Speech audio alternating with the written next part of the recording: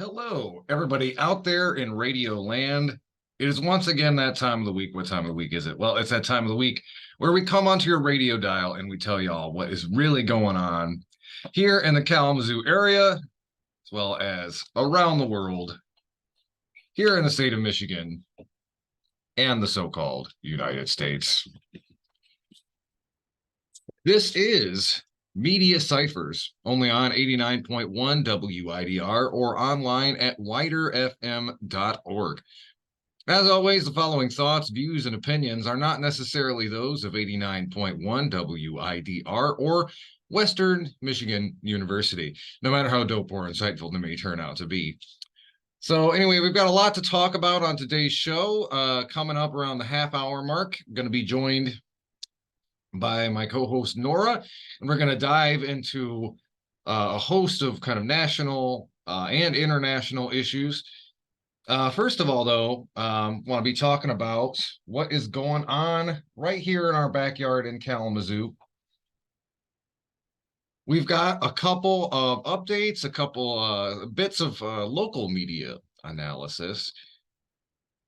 And I think what I want to start with, this is a story we were talking about, I think it was either last week or the week before, but there was a great article from Marie Wiedmeyer from the Gazette that kind of highlights something we were talking about the other day, which is the city putting up signage indicating their, the ordinances about, camping in city parks, which is primarily used to target houseless residents here in the city. And the results are not altogether surprising, and it's a very different narrative than what the city was spinning out. That like, oh, these rules have been in place for a long time. These signs going up does not mean we're going to do any like inordinate or abusive enforcement. But the exact opposite happened. The enforcement has ramped up in several city parks. And the team over at the Gazette actually has the numbers to prove it. Again, hats off to them for checking the receipts of Kalamazoo Public Safety. So starting off, just going to read a couple pull-out quotes from the article here. Kalamazoo police issued 36 tickets in a 2-week period to people who violated park rules in Kalamazoo, many of whom are homeless. In all of May, the city issued only 8 such tickets. The increase started about 2 weeks after the city of Kalamazoo posted new signs in early June on the Kalamazoo Mall that warned against extended use of blankets and bedding. Similar signs have been up in various city parks. So as we may have told you a couple weeks ago, the city started putting up signs, saying like camping or bedding equipment is forbidden in city parks and people will be ticketed. I don't think I need to really explain too much just how cruel this is, especially some of these fines go up to $200 or more, penalizing the most financially marginalized people in our city with exorbitant ticketing. It doesn't solve the problem. And as I go on, it kind of goes back to some very reactionary and provably failed policing methods that you'd think the erstwhile progressive city of Kalamazoo would be beyond embracing. But going on, again, hats off to this article for getting this data here. At least 11 of the people who received tickets were homeless, according to citations. 6 people listed their address as Kalamazoo Gospel Ministries, which is one of our the emergency shelters in town. 4 people listed their address as Ministry with Community at Edward Street, which is a daytime shelter and resource center. And I'm just going to read a couple of quotes from folks interviewed in this article. I think they need to slow it down, said Orion Butire on Tuesday, July 18th, over at Arcadia Creek Festival Place. Butire is homeless. He is paralyzed and a wheelchair user with both legs amputated. Butire said he's scared to fall asleep during the day because he doesn't want to get a ticket.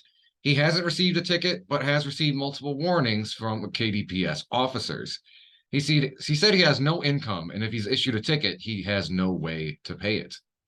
Vujtar can't go to the gospel mission because he has open wounds and hasn't been able to get help from other organizations, he said. He sleeps outside every night, no matter the weather.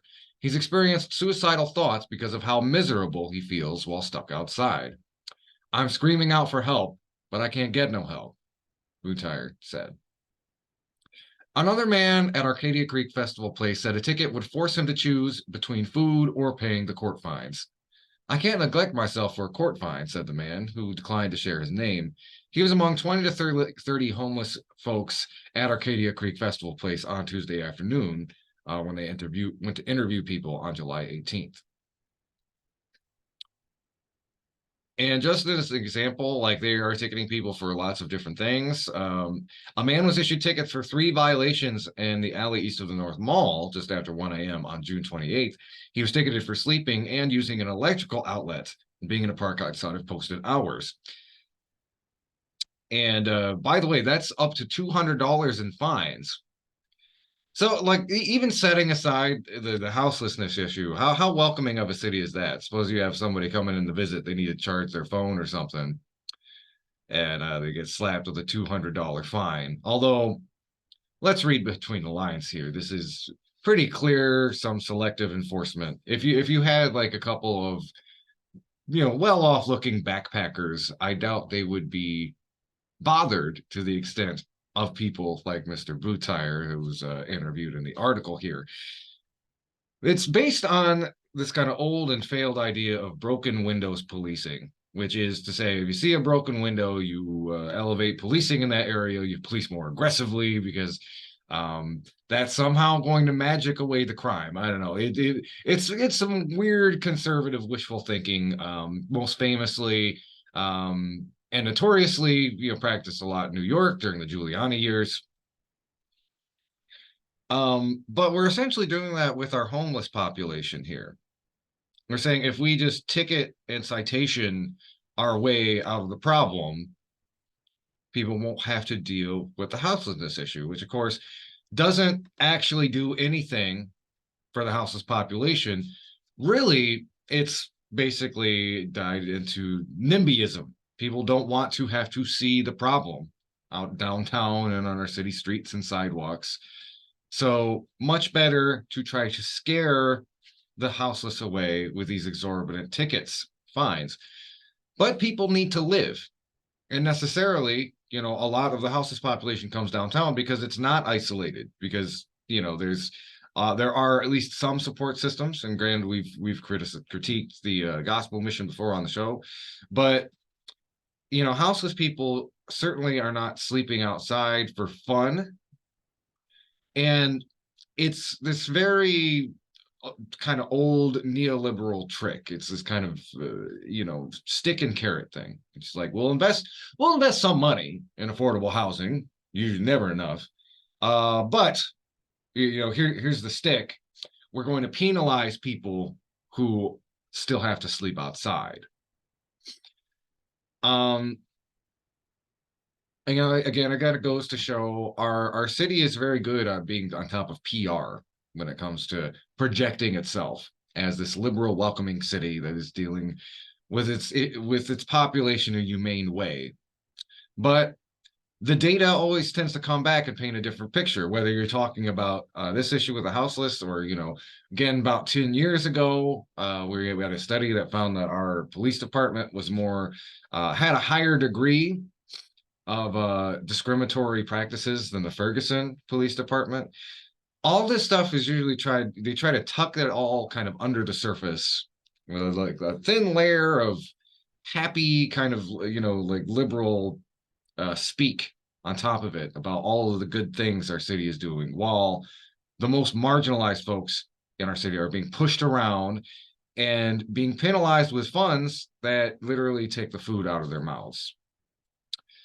So if you want to read more from that story, it is a very good article, by the way. That's from MLive. It's written by Marie Wiedmeyer. More homeless people ticketed in parks as Kalamazoo ramps up enforcement. And, again, they certainly did ramp that enforcement up. contrary to a lot of what they were saying, really. So our next story, this is kind of a follow-up to, in a way, what we were talking about last week with what's going on in Kalamazoo Public Schools. And actually, there's been several articles popping up recently talking about the conditions in local schools. MLive just dropped an article talking about some difficulties going on in ported schools. We don't necessarily have time to get into that one, but I did want to talk about a big story from the Kalamazoo Public School Board. Somebody we've actually had on the show and interviewed in the past, Megan Maddock, is stepping down and resigning. And with that, I'm actually just going to, I'm not going to do a lot of analysis with this one. I'm just going to let Megan speak in her own words. And these are some very illuminating words. I think it helps kind of shed light on some of the kind of suspected dysfunction that's been going on inside the school board and some of the difficulties people in the public have been observing from the outside. And, you know, if you remember back to some of our coverage in December, there was a lot going on. Rita Vituri was outgoing, resigned. Sorry, I'm focusing on my camera here a little bit. So resigned a little bit. Well, they resigned a lot of it, but resigned because of some of these similar issues that Megan is pointing out. So this is from the Gazette's coverage of this issue. No, I'm sorry, this is from Channel 3 News. But they quote Megan at length, and I'm basically just going to read from their statement. She's been on the board since 2021, and she's going to be moving to the east side of Michigan. So Megan will still be out there doing the good stuff. But there's a combination, it sounds like, of a job opportunity and some frustration with being on the board. So here's what Megan had to say. As you know, it is with a heavy heart that I give my final comments as trustee on the Kalamazoo Public School Board of Education. My motivation came from a lot of different places, seeing gaps in representation, opportunities to advance equity and passion for education. I know that many talk about their love of children when they get on the board and that being the motivation to get on the board, and this is very true for me. I don't think I'd become a teacher if I didn't love children, but I also just love to learn and I love education.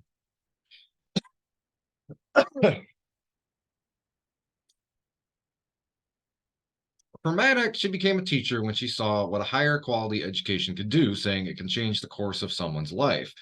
However, through her 2.5 years of service with KPS's Board of Education, Maddock has been disappointed with dysfunction and influence of interpersonal conflicts that barred the innovative push this district needs to gain a more equitable and effective school system.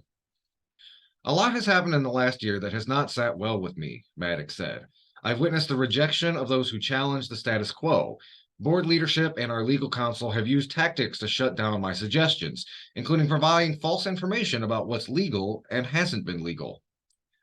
I feel like the over-reliance on this legal team has increased the distrust in the community and amongst board trustees. According to Maddock, board leadership and legal counsel used methods to shut down her suggestions. In addition, experiences and ideas provided by Maddock were dismissed by some, paired with criticisms and sometimes limited access to pertinent information to function as a board trustee. What I saw was the micromanagement of past district leaders, which caused interpersonal conflict to take over the board and prevented us from moving the district forward, Maddock said. I strongly suggest that the board gives Dr. Slade, the new superintendent, the latitude to make decisions and to stand by him as a leader of the Kalamazoo educational community. Included in her compilation of recommendations were shortening the terms from 6 years to 3 and lessening barriers for those looking to be a mother, teacher, and have a family. I also suggest the board employs a new legal firm to represent the board and the district and the diverse population and values that this district makes up. I also suggest the board develops measurable goals with measurement and progress.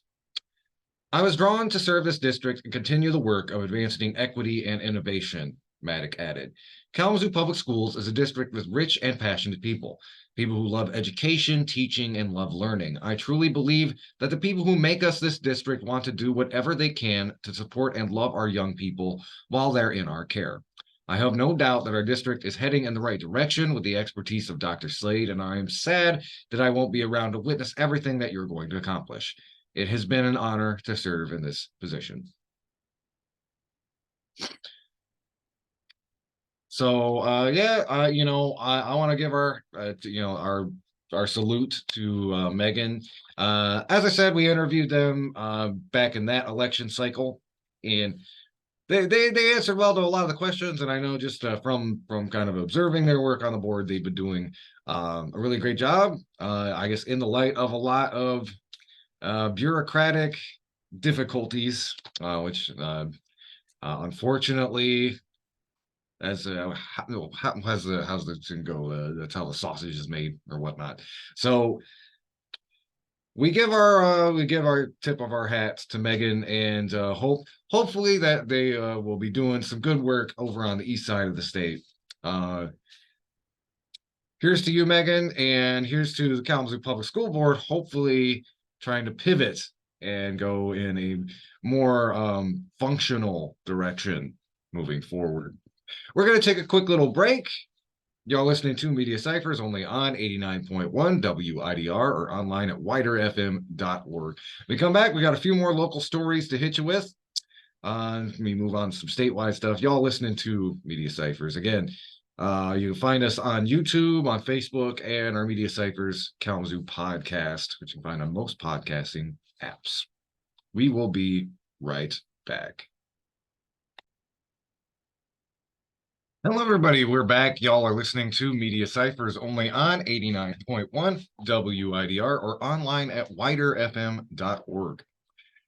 Our next story. So this warms up the cockles in my heart, hopefully more so than our warming planet, because this next story is about climate change, and particularly some young people here in Kalamazoo gaining together to make some noise about it. So this is from also from the Gazette and Live. Right now, mass marchers demand climate crisis action, and this was published on July 14th, talking about a march and rally that happened last week, Thursday, July 13th. It's written by Brad Devereaux, and I'm just going to go ahead and kind of read this article, give you all the scoop, the deets, as it were. Marching downtown, demonstrators wore respiratory masks and held signs, chanting to draw attention to the climate crisis. Canada is burning now. Climate change is affecting Michigan right now, 17-year-old Mia Bresnow said on the steps of Kalamazoo City Hall before the march began. She and about 30 others gathered at City Hall Thursday, July 13th, and marched to Bronson Methodist Hospital, about 6 blocks away. Event organizer Alan Webb talked about the smoke in the air in recent weeks coming from Canadian wildfires. His two daughters wanted to play outside, Webb said, but he decided to take them to Crossroads Mall instead. What world are my daughters getting dealt here? Webb said. The wildfires are linked to climate change because the smoke is coming from fires in northern Canada, made more likely because of drying and heating of the Arctic area, he said. It's a climate crisis problem, this wildfire smoke, Webb said. The fires are an example of natural feedback loops, he said. Increased warming caused by greenhouse gas emissions results in hotter, drier weather and wildfires. The wildfires release extensive carbon dioxide, thus further increasing warming and causing still more wildfires, said Webb, a professor of English at Western Michigan University. Residents said they want government officials to take more aggressive actions locally to reduce the use of greenhouse gases. Bresnow said she founded a group called National Youth Climate Emergency. Young people will have to build a sustainable world, she said, but it's up to those in power now to lay the foundation. Vice Mayor Don Cooney said people should continue to advocate for action on this great moral issue. Keep pushing, Cooney said. He expressed concerns for air impacts on people already dealing with air quality issues on the city's north side, and those who work in conditions with poor ventilation and hot temperatures. By the way, that's a reference to the north side, the pollution from Graphic Packaging International, which we were just talking about last week. You can find that on our podcast page. We need you to help us understand what has to be done and to push us to do the right thing, Cooney said. The protesters marched on the sidewalks, chanting, "What do we want? Climate action. When do we want it? Now." In a wagon, they pulled an inflatable earth decorated with balloon flames. Local governments have taken some actions. Mark Miller, chair of the Kalamazoo Township Climate Committee and a township trustee, talked about the need to push for actions by 2030 instead of later dates. That's like right now, he said, because of time needed for planning and financing actions. The county recently hired a sustainability coordinator. County officials are excited for the opportunity made possible through grant funding, Kalamazoo County Deputy Administrator Lindy Warner told MLive/the Kalamazoo Gazette. The Board of Commissioners signed an agreement with the Kalamazoo Climate Crisis Coalition and created the position during the March 21st commission meeting. The sustainability coordinator was first introduced during the Board of Commissioners committee of the whole meeting on June 20th, Warner said. In June 2022, the City of Kalamazoo passed a community sustainability plan. It includes actions to pilot a community solar project, promote all electric incentives and rooftop solar for new construction, and electrifying the city's vehicles. That was from Brad Devereaux. Headline: Right now, mass marches demand climate crisis action. And I think it's important to highlight what our local municipalities have done to address climate change. But it's important as your local your friendly neighborhood Marxist to point out that there is still a lot that they should be doing that is not being done. We are still allowing graphic packaging to turn the north side into a sacrifice zone. Not only that, but the city has granted them tax incentives concurrently while this pollution crisis has been unfolding before the community's eyes. So the climate crisis plan from the city, I don't know. Is it pretty words on paper? Is it something that's going to actually get us where we need to be as the climate crisis unfolds? Well, maybe it's up to these young people here in Kalamazoo. It's up to us, that is. The people in power, or the people who manage the city, their agenda is only as radical as we force it to be. And we should never forget that we, as the people of Kalamazoo, do have that power in our hands. And we get pretty cynical time to time. I know I do. But when I see stories like this of younger people than me, a newer generation hitting the streets again to demand justice, it reminds me that there's still a lot of work that needs to and can be done. And we owe it to the generations coming after us to kind of bend that arc of history, kicking and screaming if need be. Anyway, that was from the Kalamazoo Gazette. We will link to it in our show notes, so if you want to read it for yourself, make sure to go ahead and do that. So I've got one quick hit, and this actually ties in. So we're going to be talking more about the UPS story later on in the program. For those who don't know, there's an imminent UPS strike.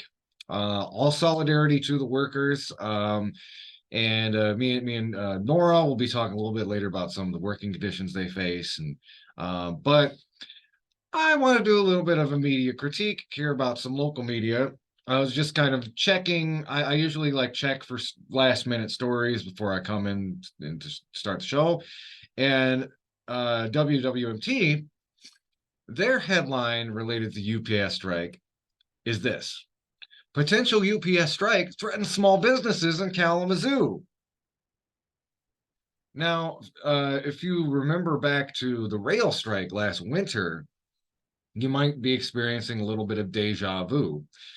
And that is to say, the media, the mainstream media, corporate media, and really it's important to emphasize the corporate part with this, does their best to try to frame these big disruptive nationwide strikes as something that is going to harm you, the average person, as an attempt to kind of break or stop the type of solidarity that might emerge with UPS workers who are facing, insufficient pay for inflation, really bad working conditions, hot house warehouses that exceed 100 degrees, delivery vans that lack air conditioning, overpacked schedules, overpacked vans, long list of just health and safety and quality of life grievances that all of us should stand behind. But we have to be very careful and notice when local outlets push this kind of framing out there. And also, like, I'm gonna critique, the small businesses in town. You're kind of letting yourself be suckered into that narrative.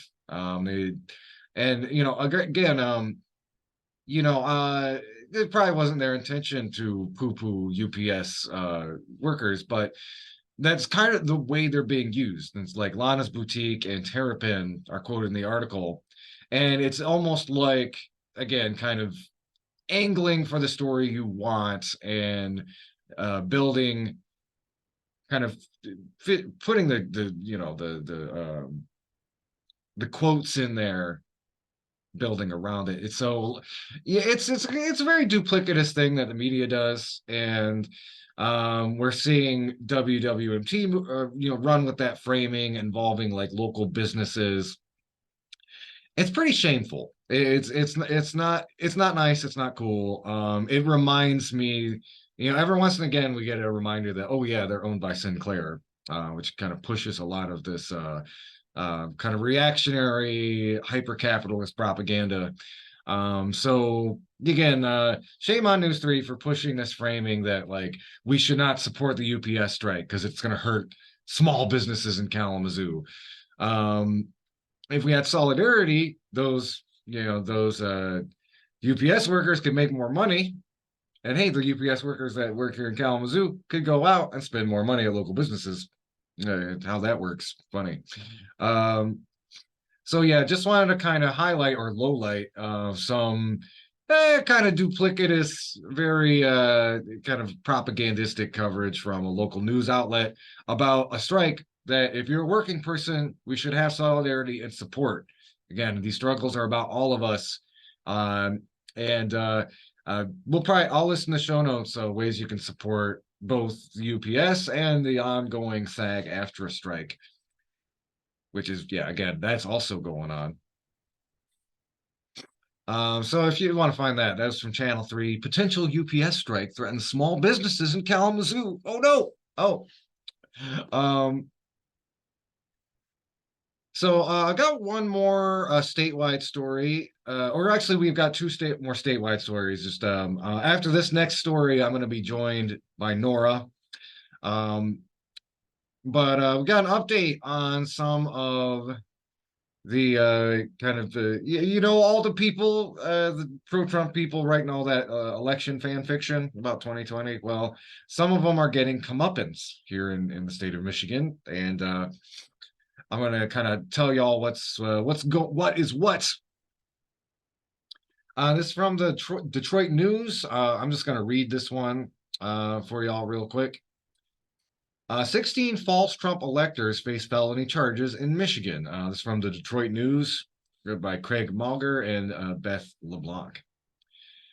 Attorney General Dana Nessel is leveling felony charges against 16 Republicans who signed a certificate falsely stating that Donald Trump won Michigan's 2020 presidential election, launching criminal cases against top political figures inside the state GOP.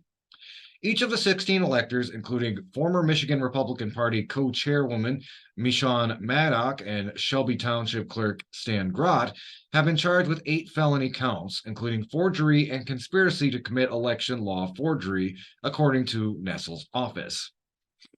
The revelation capped 6 months of investigation and produced the most serious allegations yet in Michigan over the campaign to overturn Trump's loss to Democrat Joe Biden in 2020.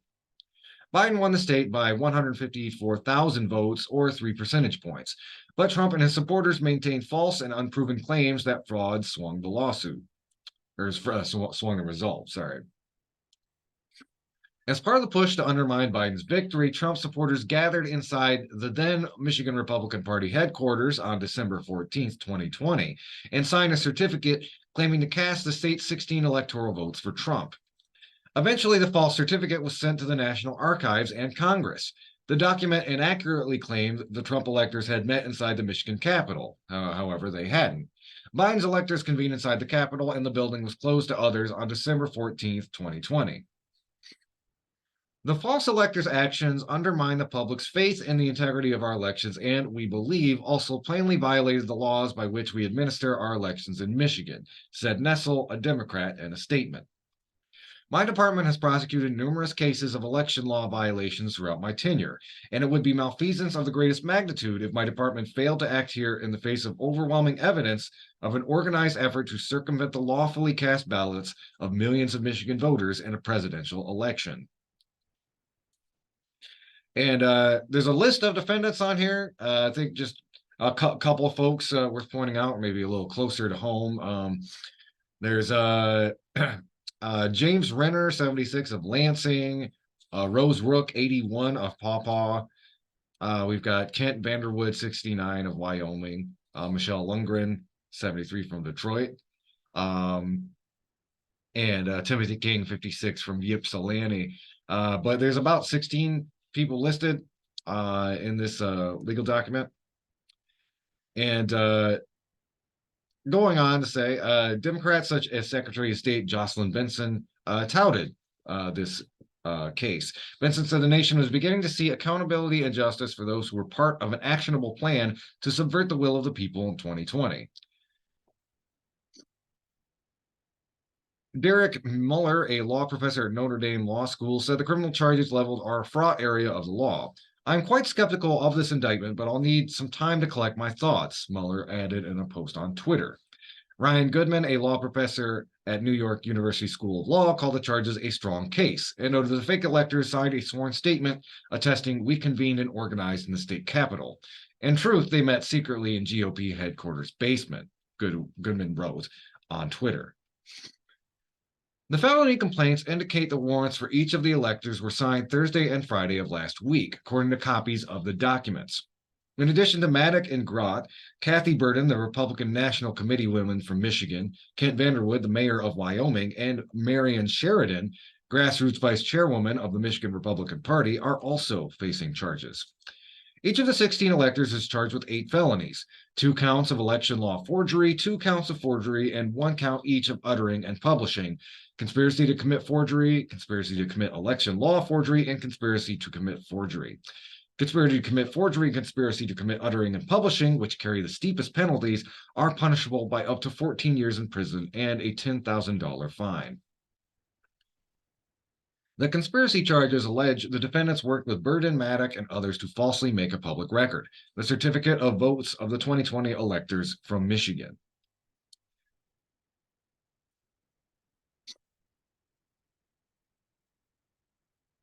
And then this is kind of funny. One of the 16 electors, Michelle Lundgren, said she was distraught over the charges and she questioned what evidence the prosecutors had. The 73-year-old Detroiter said she had simply received a call on December 13th, 2020 to be in Lansing the following day.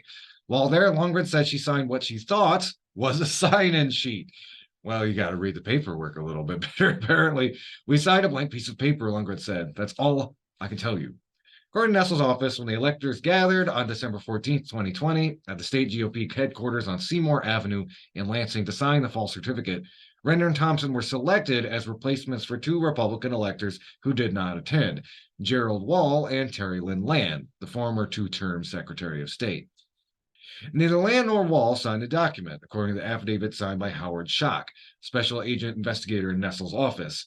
Maybe somebody who actually knows enough about the law knows that, like, hey, maybe we should stay clear of this obviously like illegal and stupid thing to do. Anyway, after initially referring the matter to federal prosecutors in January, Nessel reopened a state-level investigation into the fake Trump electors, citing new documents released by a U.S. House committee that investigated the January 6, 2021 failed attempted insurrection at the U.S. Capitol.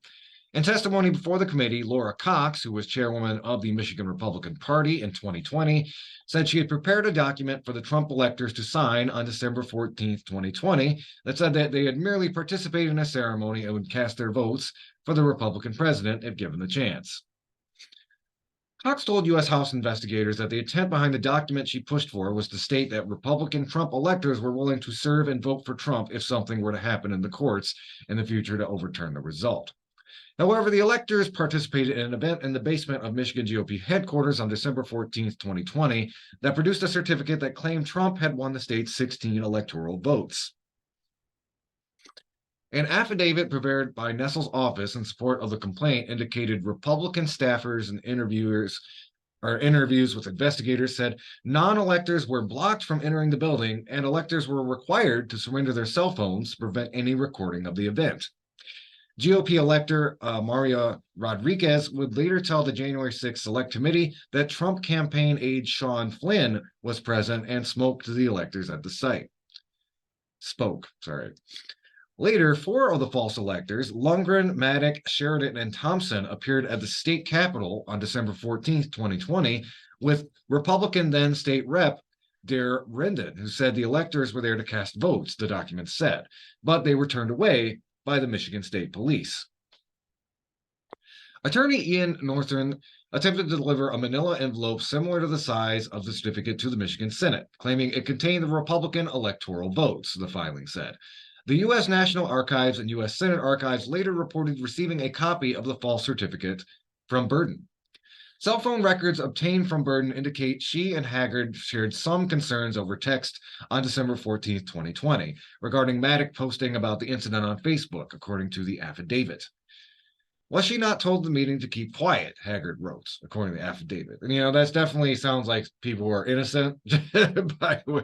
Anyway, yes, we all were, Burden replied. Right. If she can't keep quiet after taking the oath, what would she do as a vice chair, wrote Haggard, according to the affidavit.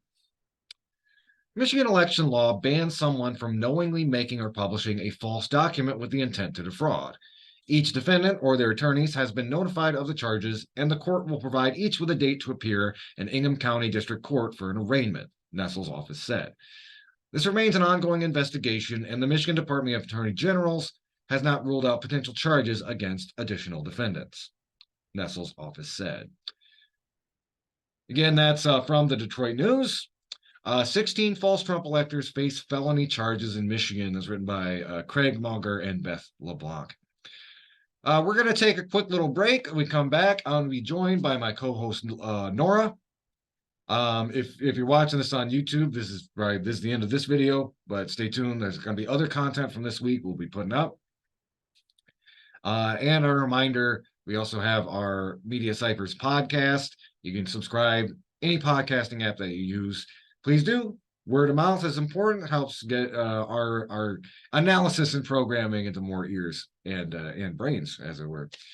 Y'all listening to Media Ciphers only on 89.1 WIDR, your only source for political revolution.